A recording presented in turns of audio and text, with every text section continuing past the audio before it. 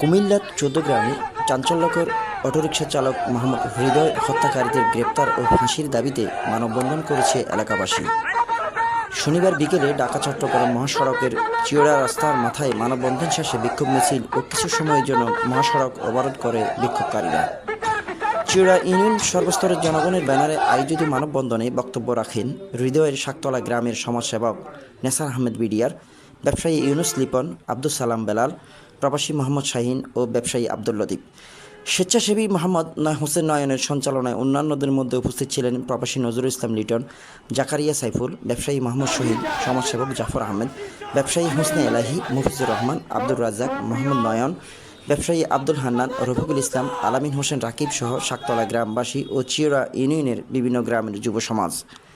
বিক্ষোভকারীরা ঘটনার মূল আসামি মোহাম্মদ রাজীবকে আটক করতে প্রশাসনকে 72 ঘন্টার আলটিমেটাম দেন, অন্যথায় বৃহত্তর আন্দোলন গড়ে তোলার হুমকি দেন বিক্ষোভকারীরা। আমরা চাই এই হৃদয়ের হত্যাকারী 5 থেকে 6-7 জন লোক এখানে জড়িত আছে, তাদেরকে পুলিশ প্রশাসন তাদেরকে অ্যারেস্ট করতে হবে, গ্রেফতার করতে হবে। পুলিশ প্রশাসন ওসি এবং এসআইর মাধ্যমে বলতে চাই, আপনারা আইন যারা খুন করেছেন তাকে আমার ছোট ভাই বলেছে 72 ঘন্টার মধ্যে তাদেরকে অ্যারেস্ট করার জন্য। আমরা কি তা প্রস্তুত আছি?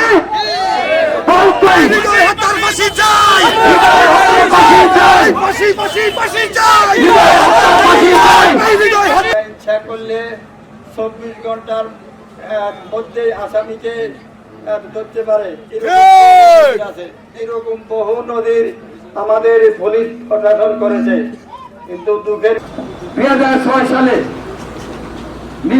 হেদায়েতুল্লাহ হেদুকে নৃশংসভাবে হত্যা করা হয়েছিল।